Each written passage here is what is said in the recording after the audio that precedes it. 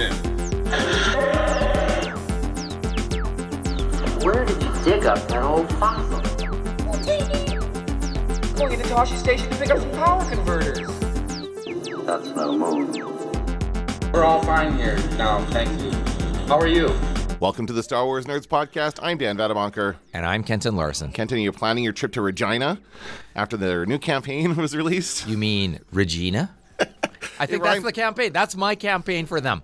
You change the pronunciation. It's Regina. Done. And it rhymes with fun. That's the campaign. Is that the tagline they've come out with? I actually didn't see it. There was T-shirts they made that said that, and overall, I believe the tagline was experience.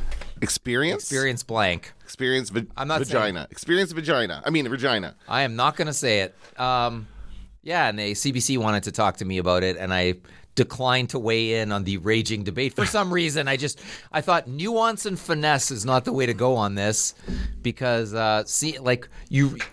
for me, it's the perfect example of success has many fathers and failure is an orphan, and everybody's backing away. I can't help but note that not a single person has said, I wrote that campaign.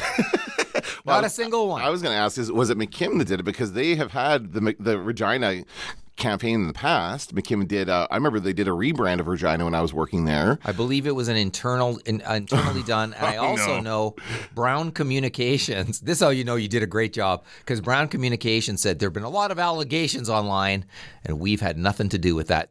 And we're proud of the branding campaign we did, but we did not do that campaign specifically. So they like the ad agency is distancing itself. Oh boy. Everybody, and the mayor, city council. City council wants to bring in, they want to bring people in to grill them about how this came to be. And that's how you know, like, if you're the writer, now's a good time to, like, seek some corporate work and some other fields. Before they're going to have a lot of disappointed tourists when they show up there and don't find what they're looking for. I'm telling you, the campaign is Discover Regina. You change the pronunciation. Everybody gets They're like, the joke. Where's Regina? You don't. That's the campaign. Where's Regina? You don't have to say it without people getting what you're saying, and people would feel silly about even bringing it up. But like in Boston, there's a great pizza place in Boston called Pizzeria Regina. Mm-hmm. I've never heard a single person make that joke that they make about Saskatchewan, because it's pronounced Regina. It's that simple. So you're just saying, just change the whole name of the city to Regina. No, I'm saying change the pronunciation of the name to Regina. Okay. Is what I'm saying. And the campaign is it's pronounced Regina. That's the campaign. There you go. That's okay. it. That's it. You're right. Right. And then you can have fun with it. Yeah. You don't even have to say what everybody's thinking. Right. There you go. Yeah. Oh, there you go. Well, we'll see. Maybe they'll take that under advisement. Not anymore. They won't. Now they might very well change the name of the place. Right. They might change it to something else. Do you know the original name of that city? Is it got an indigenous name? It's probably translated from Pile o' Bones. Pile of bones? O bones. Like letter O. Pile o' Bones. So they're not good with names in that province. If they came up with a new one, it could be just as bad. Well, but it wouldn't be uncalled for, because it was in BC somewhere. They renamed some islands. Yeah. It was like Queen Charlotte Islands that they named it was for the indigenous tribe that lived there. Mm-hmm. But that's, people are renaming things all over the place. Colonization is not a cool thing anymore. Well, you could also argue that Moose Jaw is cruel to the moose. Why are we? Yeah. Like, let's be nice to the moose. Let's celebrate the moose. So let's not point out its crooked jaw. I thought we were celebrating its jaw. All right, forget it. Let's go. Let's move on to some Star Wars stuff. We're going to talk about The Mandalorian, of course. This is episode 3. Oh, episode 4 already. Holy shit, episode 4. Of how many? Do we know? 8, I think. 8. Oh, man, we're already halfway done. I know. I can't stand it. I start feeling panicky when I think we're in the last half of a season. And it was, as you said before we started recording, a short episode, only like 35 minutes or so. Not even like 30 minutes, and that's including the end credits, which is like 10 minutes of every episode. Oh, no, this one's only got like 2 minutes of it's end quick. Credits, so that's not bad. But anyway, it's a short episode. With lots in it. Yeah, but I would say overall I wasn't thrilled with it. It's probably my least favorite of the season. Are you? Maybe my least favorite episode of The Mandalorian. Are you? I cannot believe what you're saying. Why? I can't believe it. Okay. Because there's so much packed into that Is half there? hour. Is there really? Oh my God, yes. Okay. So much. Well, it has its moments. I will say that. Oh, Certainly, we open up and I loved it. I loved I thought this is going to be a love fest from beginning to end. It's going to be from second one. I love this episode. I really did. Really? Yeah, Okay. loved this episode. I just think they're overdoing it with the evil creatures, with the monsters and the things. Anyway, we'll get to it. Okay, so we open up, and it does have its moments. Like we said, we open up, and I did love this opening scene where we see them amazing. just training. Like the Mandalorians are training. This is their daily routine. They are all out there. They are firing. I love that they're just firing randomly into the lake. Whatever it looks like. Well, They're and just blowing flames at each other, They're like, which I thought they're testing all their equipment out. Like I don't think the flamethrower at each other is a good plan, even if you're like missing each other. Right. But I was thinking, what would you replace it with? Water. You should go to the lake. That'd be hilarious, actually. Yeah. It'd be like a squirt gun fight. That's right. So I was a little. I did not care for the safety precautions of the Mandalorians. There it is. They basically the flying cancels each other out. Like, are they practicing out? Maybe they're practicing a performance with Performance piece. Like these guys are shooting into the lake. They're just like, and they're flying around in their rocket packs. Like, this is a Mandalorian's day. I think this is what Blue Man Group does before they hit the stage every night. They throw flames at each other. Who knows? And so we see Bo-Katan is watching all of this, and she's enjoying it. You can tell she's enjoying it. And then we see Baby Grogu off to the side, playing with the rocks. Now, I thought he was moving these rocks with the Force. Did you think that? Well, he may have been, but there's more to the story. I think they're moving. They're crabs. They're some sort of crabs. But I think they're moving on their own. And he's like, "What's going on here?" And he stands up to go look at it. I think he gets a notion to eat them. Of course he does. He eats everything. Yeah. That's what he's going to do here before Din steps in. He has a kinship with the animals. Well, he either calms them down or eats them. That's right. If they're smaller than him, look out. Yeah, here for he sure. comes. And did you notice, by the way, the cover, the concept art for this scene at the end, when they show him like towering over the crabs like he's a monster? Yeah. I loved it. So there you go. Very cute. But this is a Grogu episode through and through. Well, this and the last one are very Grogu heavy. Yeah, he's absolutely delightful with, and then in the training scene, which is so cute. And he doesn't know. He doesn't know that he's allowed to show what he can do. And so his proud papa kind of gets in there and is like, "It's time for you to train." That's right. And is there anything funnier than little Grogu with wrist dart contraption? I thought that was so cute. Oh, it's so cute. Like, how did they have a tiny one sitting That's around? right. Yeah, he's just like, squeeze your hand. How do you know that it's going to fit him? Yeah. And so he ends up, and this got, I don't know why this gave me Karate Kid vibes. I just felt like it did. It's just like, this is just like in the Karate Kid. Pure Karate Kid. That's right. It's like you're going to fight. Except the kid wasn't a bastard who he was fighting. No, but he was like kind of an asshole about it. Like, he's too small. He doesn't, he's not. Well, I don't want to fight him. Any of us if we were put into a wrestling ring and they put a baby in there with us, we'd go, "I'm not going to fight this baby." Right. That's what we'd say. We'd say, "This is ridiculous." Just like him. Yeah. He's exactly. too small. So he chooses darts. He said, "Okay, you choose what you want, darts." I would have said wrestling. I think you had a better, easier time of it, but whatever. It's up to you. Well, he could have chosen something, I thought, that would be impossible for Baby Grogu to manage. Maybe he did it because he wanted it to be fair. Yes, I think he did. Okay. Because if I'm going to have to fight this little guy, then I don't want to look like I'm beating up on him. I think that was his main reason for choosing darts. All right. Yeah. So then we have the dart fight. Yeah. And they're just kind of going off. They have a little conversation about more Mandalorian stuff here. Now, I thought it was interesting. The dart fight was funny because Grogu is hesitant. He doesn't know that he can show off his Force powers. He doesn't, and then Mando gives him some encouragement. Now, what's funny is paintball. It's a paintball. It's it not is really paintball. darts. Yeah, it's paintball. Now, I just find that so cute. I don't know why I find him so cute when you see the whites of his eyes because his eyes are so big you don't see the whites very often. But when he turns and does that kind of side glance at Mando goes, "Oh, I don't know." Like, that's so cute. It's so cute. But then he takes so we got 2 rounds. The other guy wins one before he's even ready. Doom, boom, gets him splatter right in the chest twice. And then the 3rd round, okay, so Mando tells him, "Go ahead and do your thing." So he does, and he hits him 3 times in a row. Can you do that? I didn't know that was allowed. Why didn't the first guy just hit him 3 times in a row? I think that guy, once again, out of a misplaced sense of I will not be seen to be beating up on this little baby. And so I think when Baby Grogu realizes, okay, I am allowed to show everything I can do, then he just does it. But I mean, even if those aren't the rules, nobody really explained them. No, it's right. It's true. So he's just doing what he can, and he wins. And so, yeah, there he goes. He's feeling good about that. The other guy's not. But don't worry. That at least the plot is nice to that other guy because a giant Tyrannosaurus Rex comes flying over you know what this is? This is okay. My first complaint about this monster is that it is unoriginal. It is basically a copy of one of the monsters from Pacific Rim. It's the same. It's like the flying beast, Pacific Rim. It's just a dragon. Well, but it's not an original creature. It's not like, I don't know. It's not, I don't think, a Star Wars level creature. Oh. We've established this is like Jurassic Park. Yes. We've established this is a bad planet that they're on. That's right. This is what prevents others from attacking them, I imagine. They're being attacked by prehistoric beasts, right, constantly. Jesus, and they see there's a familiarity with this beast too. I guess so, but then they have to chase it, and it's a long chase back. They run out of fuel in their rocket pack. It's like, why is this thing come so far to catch this one little boy? He's on patrol, whatever. And then so they chase after him. They run out of fuel. Bo-Katan comes flying by in her ship. Of course, she's got fuel to keep the chase up. Right. Why doesn't she stop and pick them up? Well, she says, pick up those guys. Yeah. Well, I mean, she says, I can't, if they hear the ship.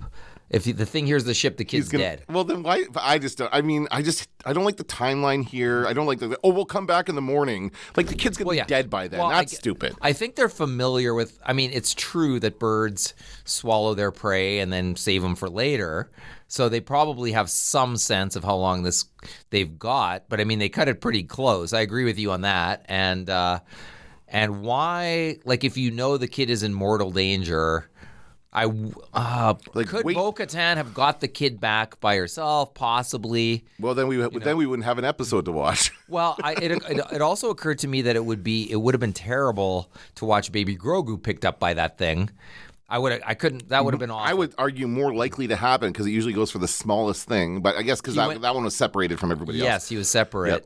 So, but I couldn't. My heart couldn't have taken little Baby Grogu. No. Especially after he just won the dart fight. So that's fitting. So, but my issue is that I don't think. Yeah, I think that instead of they should have just continued on instead of stopping, coming back. Is like she should have just stopped, picked them up, and then they keep going, and then they're right there. There's no reason to make them wait and do all this stuff. I think the plot made that happen because they want to show us more about how Mandalorians operate and things like We saw training. We saw how do you eat a meal.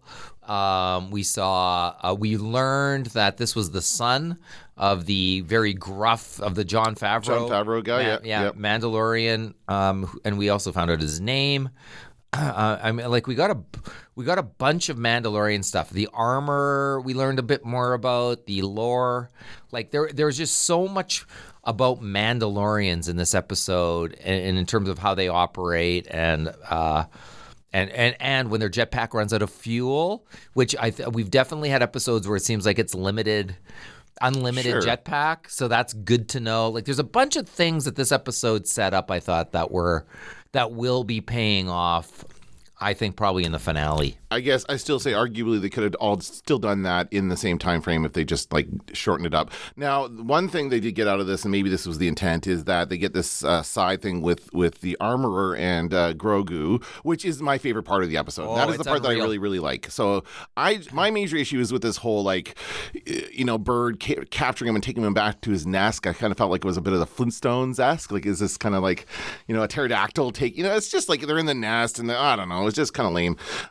I didn't find it lame. I actually gasped when the baby stuck his head out. I really did. I was like, this is cool. I loved it. I was all for it. Mandalorians flying through the air, getting swatted around like flies. I loved it. I loved it. I really did. Well, then we do, of course, have Grogu. I don't think they watch him. She doesn't wait for him. She just walks off. Come on. So he's like, that's one of the greatest shots in the entire episode is Baby Grogu walking across sand. Just walking. And I think they leave it a few beats longer than what they normally would because they realized how funny it was. Yeah. Because they're like, this is great. Look at him. But it's very cute. Yeah. And it's full body shots of him. Yeah. And I think that it's only a matter of time before we actually see him, maybe not like completely naked, but maybe without his robe robe on, right? See what his body looks like. We don't know what these cute would guys' that bodies look like. Like Yoda, we never saw Yoda really. No. You know, he was always in a robe. When Yoda's robe falls off when he's fighting the Emperor and he's got his little tracksuit on underneath, I always liked that. Like his arms are so thin and he looks like he looks like a senior citizen at the gym or something doing the calisthenics. Yeah. I love it. All right. So we go here, and their armorer is making something new for Grogu. She's making him a new piece of armor. Yeah. She talks about how they give the scraps of the Beskar, and we saw that in the previous seasons. They tithe. They have a tithe. It's a tithe, yeah. So every time, and Mando has done that every time he's come back with Beskar, he's given part of it for the foundlings. So this is what she's making him. Now, did you have any suspicions of what she was actually making here during this process? I thought helmet, but it also occurred to me that a helmet you cannot cover that cute face. Maybe in some battles you can, but I don't think this show can go there. I don't think it can. I would like to see it, and she had different things that came up on her. Well, the thing is, like holograms that came up that she could choose from. Yeah. So anything's possible, but I think we'll probably see. Like, I think they will give him a helmet at some point. I think if he does get to the point where he can speak the creed or whatever and say the thing, then he'll put it on and he won't take it off. Like, he'll want to be a Mandalorian. But I don't think we'll get to that point. I do think the helmet will have like holes for his ears, but it will cover his face like the rest of it does. A flash forward could solve that problem.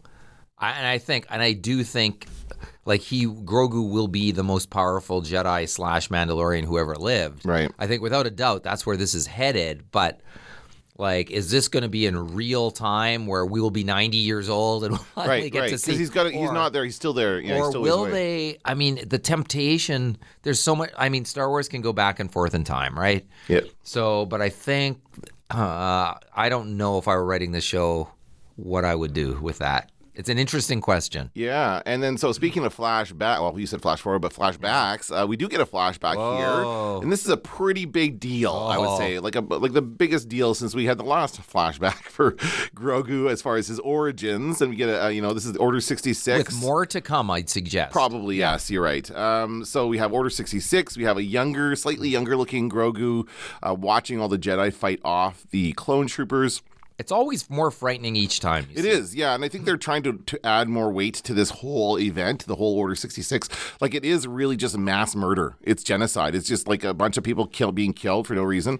And prepared to shoot at a baby, by the way. Let's just put that into perspective. It's horrible. And also, I know that he's riding in an elevator with a corpse right now because that Jedi is dead that just got shot, and she's in there with him. Well, we see them. Well, when they go down that hallway, the clone troopers actually step into the toward the elevator and the door just as the doors close, and they continue to fire. Yeah. So he narrowly escapes death in that scene. Yeah. So you can see why he's been traumatized by this. Oh yeah. I love the Jedi Knights in the hallway. I have to say, I love them. And by the way, did you hear the clones? I believe we could hear Tamura Morrison's voice. Is that right? In the and I think he's credited. I think he is. Yeah.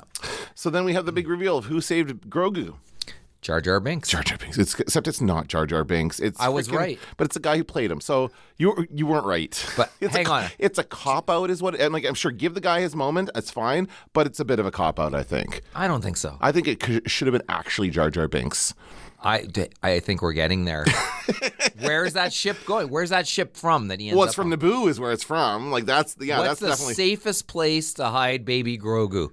The Gungan underwater city. Yeah. He has been hanging out in the underwater city You with think Jar so? Jar Binks. The whole time? We are going to, because this is why I think so. We are going to see the guy. So Ahmed Best, who plays Jar Jar Binks, is the Jedi Knight who meets him. I liked his moves. This is great. This is all great. Give him his moment. And I love that. But wouldn't it be cool? Jar Jar Binks gives Grogu to Jar Jar Binks. Yeah, there you go. I think the actor gives it to himself, and I think we will see at some, maybe not this season, we'll see the redemption of Jar Jar Binks. Okay, he saved Grogu. There you go. He might have screwed over the entire. That's a pretty solid theory. I think you're onto something. I think. But this was, and he has been involved for a little while anyway. Like, obviously there was the backstory of how he was very, very depressed and suicidal after the movie came out, and everybody hated the character so much. But honestly, I never thought it was a reflection on him. I blame George Lucas more than anything else on that. And he's just doing his job, right? Yeah. He was just doing what he was told to do. So there's nothing on him about it.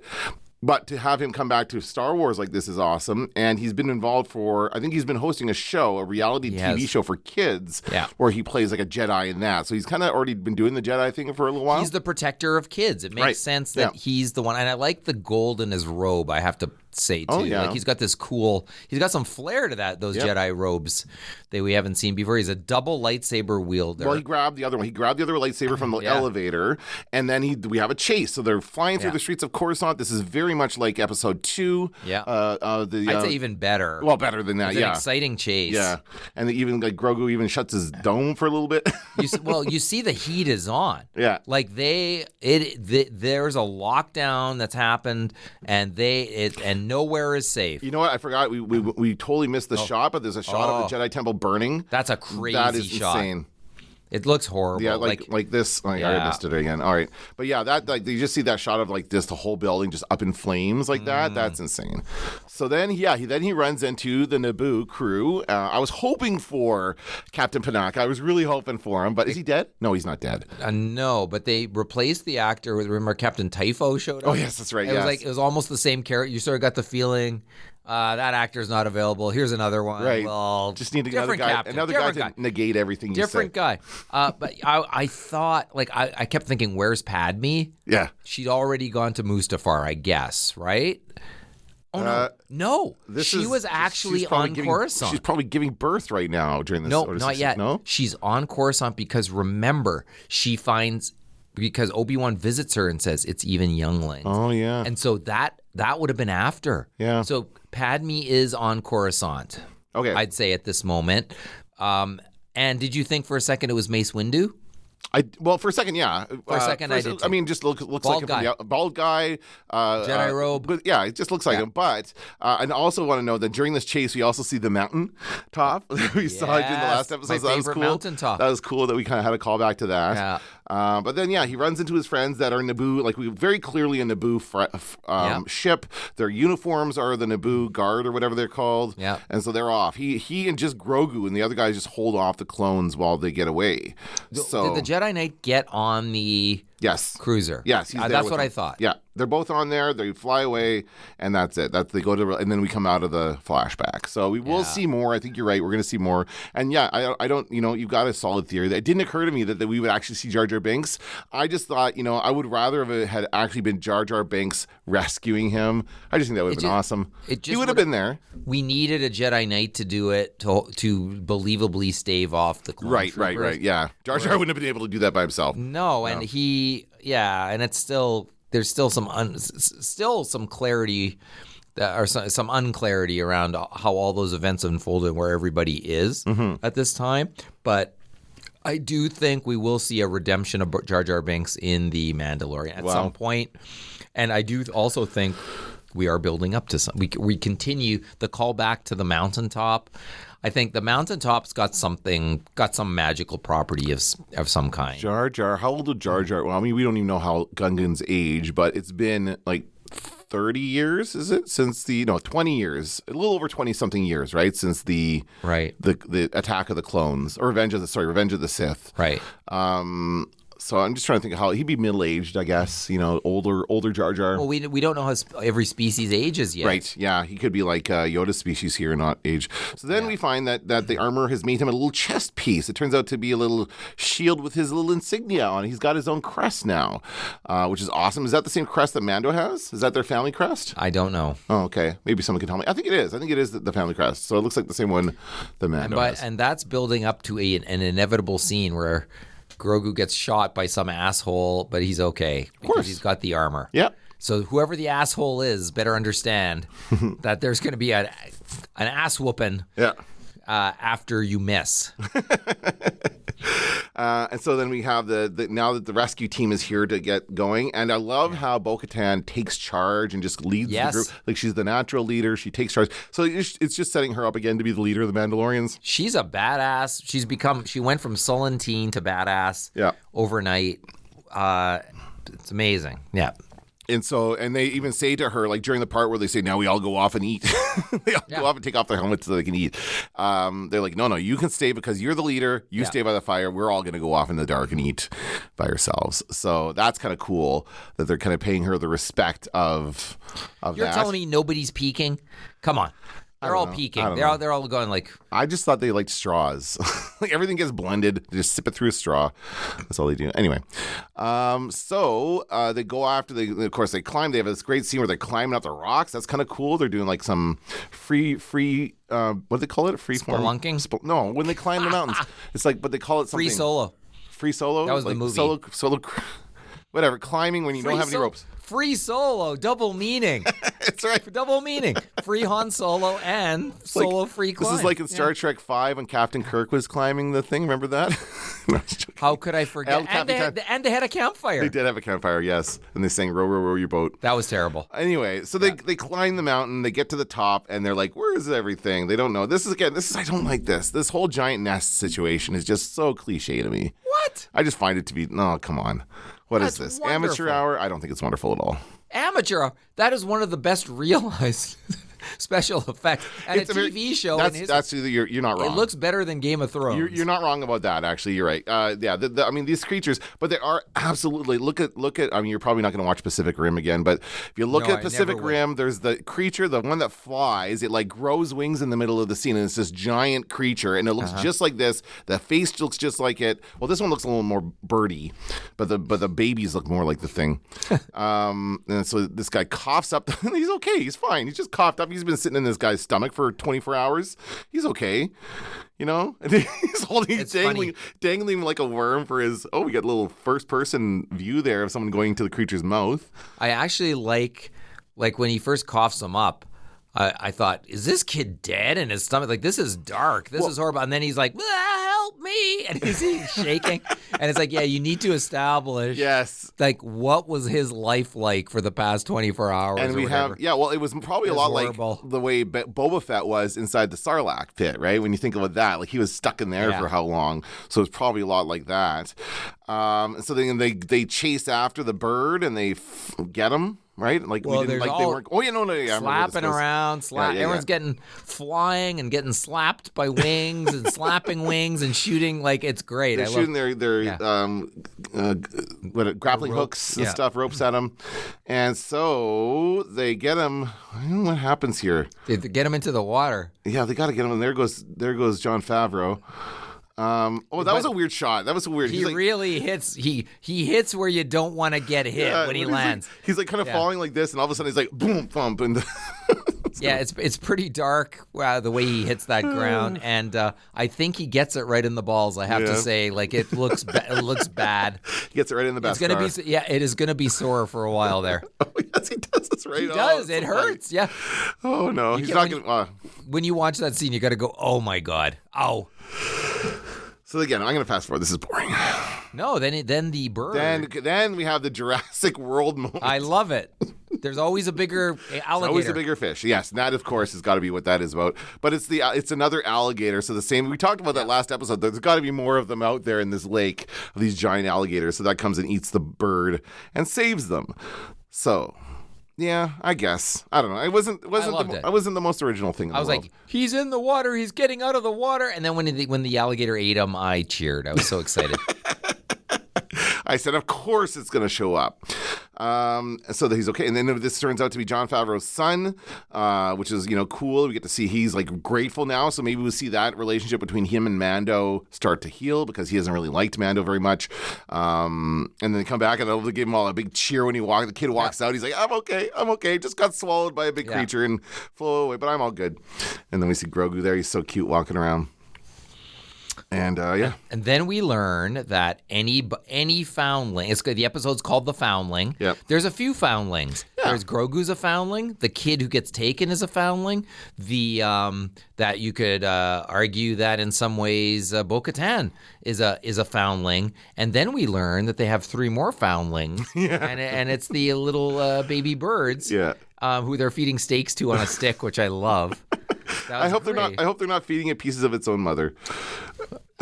Well, it's possible, but I love that, and at some point in the future, we are going to see 3 giant dragons with Mandalorians on the back and a mythosaur. And a mythosaur, and maybe Boba Fett on his Rancor, all like going crazy at the same time, and I can't wait to see it. Well, I love that it's all kind of a callback to the holiday special, right? So it's the animated short where Boba Fett rides the sea serpent, right? And he's like, I've read creatures, like when he talks about riding the Rancor, he's like, I've ridden creatures 10 times that size. Yeah. But then we have, of course, Bo-Katan lost her shoulder pad, or whatever you want to call it.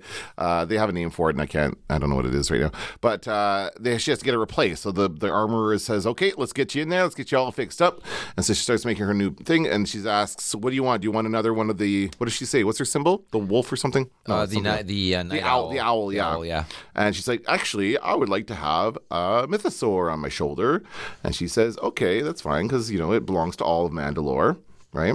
That's totally cool to choose the mythosaur. Everybody can choose it. Everyone can choose it. Yeah, you can. It's like the overall brand of the Mandalorian, right? It's the overall logo in the family of the Mandalorian brand. So there you go. And then she says that she brings it up during the kind of awkward silence as she's watching her work. She says, did she say I saw it? Did she tell her I saw it? First she says, what would you say about it? Or something. Yeah. And then she says, well, I know I really saw it. And she just kind of goes, this is the way. Like maybe it's a vision. Maybe it's not a vision. You saw what you saw, and it's up to you to interpret it how it is. And and she's very open about that. So that's this is like me talking to a student about a grade. Interesting. Very good. Yeah. All right. Go. May the force be with you. It's kind of one of those where it's like, all right, I'm not saying no. I'm not saying yes. I'm not saying anything. Yeah. I'm just going, yeah, all right, cool. But certainly it does seem that Bo-Katan is just at home. She's home. Yeah. She loves these people. She's feeling just as a part of a group. They're following her, which is great. They're building the relationships. And you're right. This was an episode about the Mandalorian culture and learning more about what they do. And I get that. I just wish they'd gone a little less cliche with the situation that they were in. I just thought I thought when you see 27 minutes or whatever, you think, I'm getting nothing out of this episode. You think this is going to be so light after the previous one that was an hour long. You're like, this is going to be so light. Nothing's going to happen. We're going to be like, we're just going to be stressed out about like, why didn't we get enough? And I thought, and this one was written by Filoni and Favreau. So and I just thought they sandwiched as much as they could into 30 minutes for sure. I got way more out of it than I thought. I thought, like, I hate going through life wondering what people are going to hate about an episode, right? But when I was first done, I thought everyone's going to be bitching about Anakin Skywalker didn't walk through the door. I thought that was going to be nobody really seems to care about that. No. And in fact, I think the love for Ahmed Best was so big that I think that was people were happy to see him for sure. Yes, that was awesome. It became a big. I didn't realize it was him when I first saw it until when you see the credits, then you realize. Oh, I knew it was him. Oh, did you know? Yeah, absolutely. I did not at first. Yeah. I didn't. I just thought he was a badass Jedi. Okay. I was like, thank God for that guy. That guy's there, or else we would have been in big trouble. Thank God for not Mace Windu. Yeah, exactly. Oh well, and I do think. That's true. Like I said all along, it could be Mace Windu who rescues him. But I do think that would have opened a whole can of worms. It would have been like probably a bridge too far in terms of what you were willing to believe here. Sure. I just think that actually it's making me think now of Star Trek. They recast Whoopi Goldberg in the second season of Picard. I don't know if have you watched Picard? I have watched season 1. I skipped season 2, and I understand that this season's better. Yeah, that's right. So season 2 is awful. I skip it because it's horrible, and they recast. Basically, it's a time traveling thing. So they go back in time, and Whoopi Goldberg, who plays Guinan in Star Trek and has for decades, they go back to this time. Guess what? They come back to the present, just like the whale saving movie.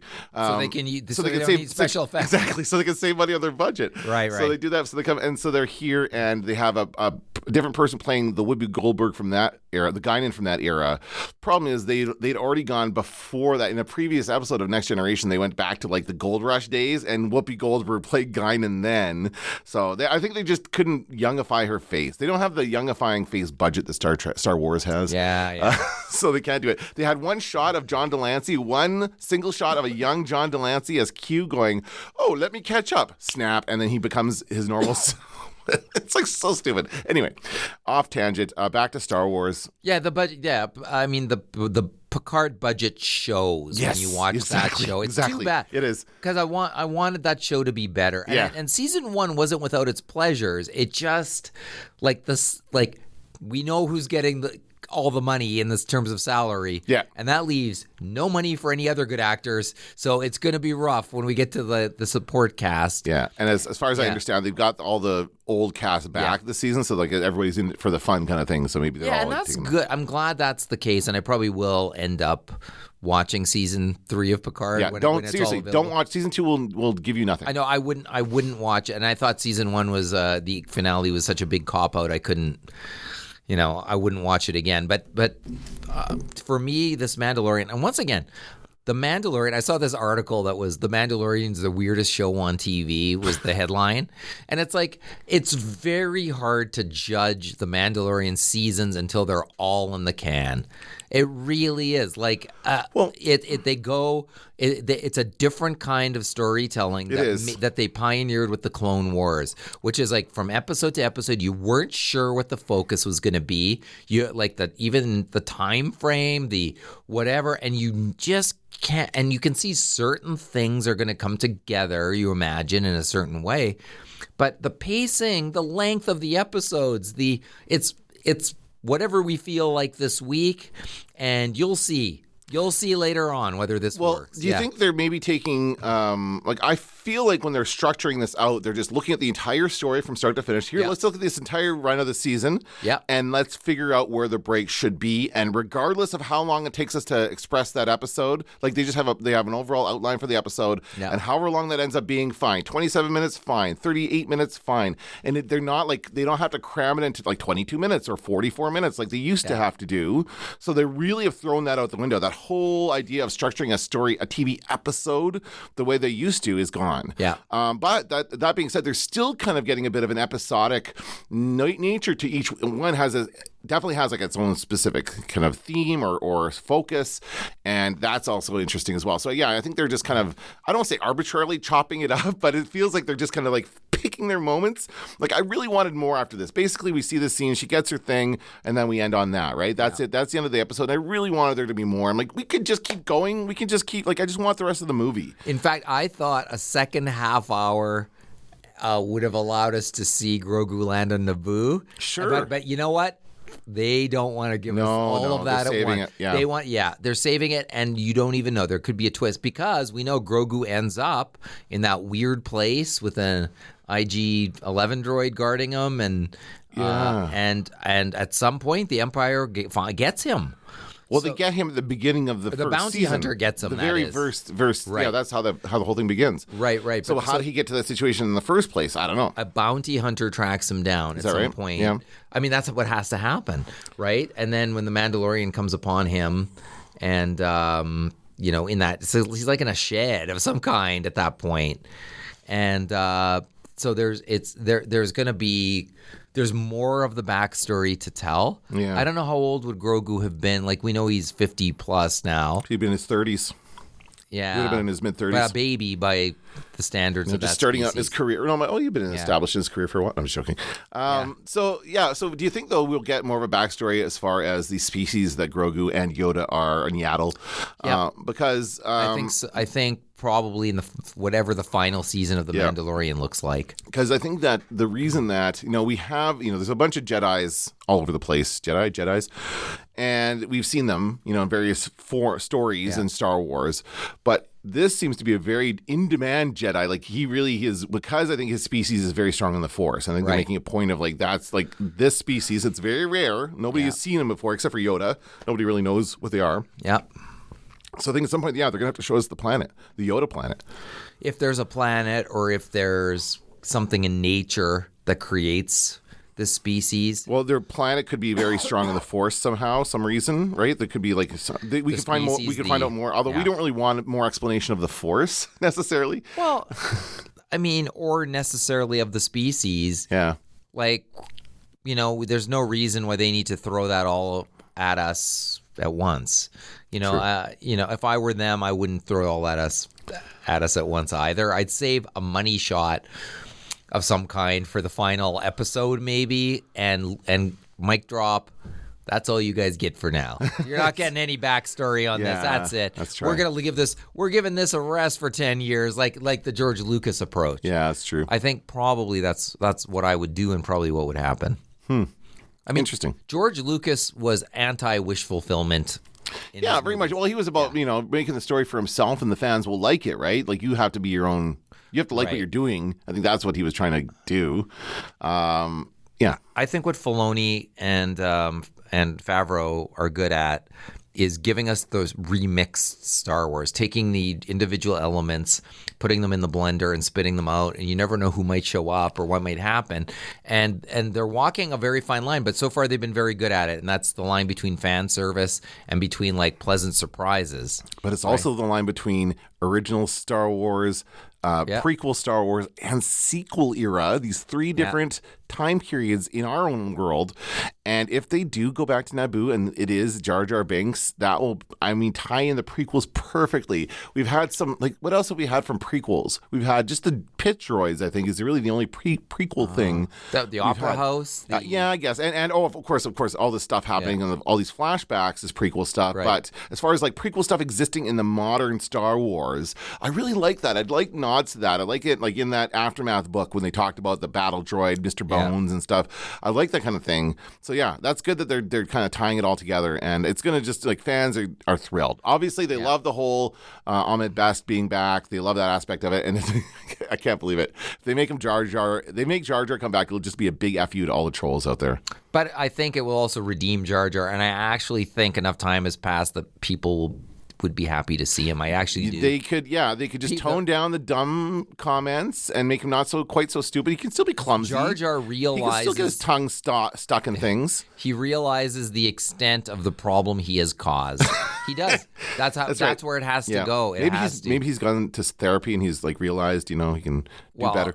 He, who, that one Aftermath book painted an ugly picture of him being kind of down on a Charlie Chaplin figure who's kind of and people whisper about him and kind of go, well, he had his moment, but it's not all good there. There's some dark stories behind the scenes, and that's kind of sad. And I don't think I think that the age of the people who love the prequels is right for the redemption. So I think if not this season, I do believe we'll see some degree of something like that happen. And you're right. He doesn't have to say a word. He just has to be part of the party that creates the ship. That's right. Yeah, actually, you're right. He might not even be a character in there. He might just be, hey, I'm here. So we'll see. Anyway, until then, we'll keep watching. It'll be fun. I'm enjoying this, and what will the second half of the season bring? I just think that we have to see what's going on with the Empire, because we had all that tease for all those fighters. So hopefully in this next episode we'll see what that is, whether it be Thrawn or what's his name again? I don't know. Who knows? But we have to see that part. And I think these Mandalorians have to move. Man, this planet is bad. Find a new planet. I'm sorry, guys. This is not a good situation. It's what allows them to hide, I guess. Well, but they were hiding before on another. They've been. This is the third place they've been on since this series started, right? And it wasn't even. But it wasn't a coven before, or covert, whatever they call it, because it was just the Armorer and Jon Favreau on the Ring World. Remember they were on that Ring World last season when they kicked them out? Right. So now they're back together with our other friends. So I guess these are all the same people that were hanging around at the beginning of season 1. But I think they have to go somewhere else. I think they have to keep moving, and hopefully they find somewhere where they can actually train in peace without getting attacked by monsters every day. The one scene we have not seen that was in the trailer was the drop ship. Yes. That drops them. It looks like Navarro. It looks like they're coming to help Apollo Creed. Oh, you think the pirates, what's his name? The moss face guy is going to show up. Something's going on that planet. Okay. I don't know. Who knows what it could be? It could be the TIE fighters. It could be Empire related. I don't know. And I don't think that's the final episode with the dropship. I don't. I think so far, what haven't we seen that was in there? That's, I think, the main thing that showed up in the trailer that we have yet to see. The trailer hasn't really spoiled anything. Nope. And in fact, it made us believe something was going to happen that didn't happen, which is Bo-Katan is going to be the evil protagonist or the antagonist, and it didn't happen. No. Yeah, so it's good. I like the trailers that are confusing or throw you in the wrong direction. Yeah, well, they're just meant to tease it, get you interested in watching it. By the way, I have to mention, I went to Toys R Us yesterday for the first time in 10,000 years because I happened to be in the neighborhood.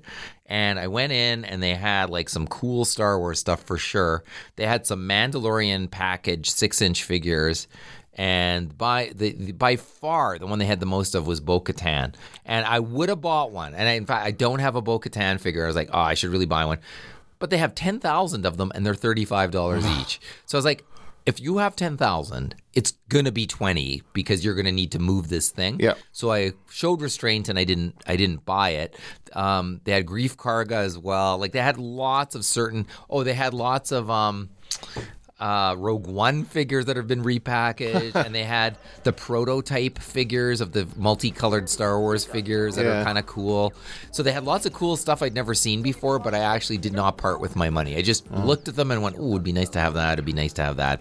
And no Indiana Jones figures, which is what I was thinking. I was like, "Man, are they out yet?" Yeah, we're a couple months away from that movie, right? Yeah. So, you figure. Okay. So I'll keep my eyes peeled. I might make a few more visits there before the summer's out. We'll keep an eye on it. All right, that's going to do it for this episode of the Star Wars Nerds. I'm Dan Vadabonker. I'm Kenton Larson. Don't let the Force hit you in the ass. That's no moon. Now I am the master. TK421, you copy?